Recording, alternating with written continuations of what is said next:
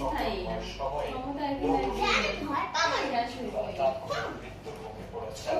এসব ঘটনার পর ছিল ক্ষমতার অপব্যবহার ও রোমানিয়ার নিকোলা চাউশেস্কু কি দুষ্ট, দেখো আর শরীরটা কত সুন্দর করে মস্ত আছে, কি দুষ্ট, গোসল করে কিভাবে মস্তেছে।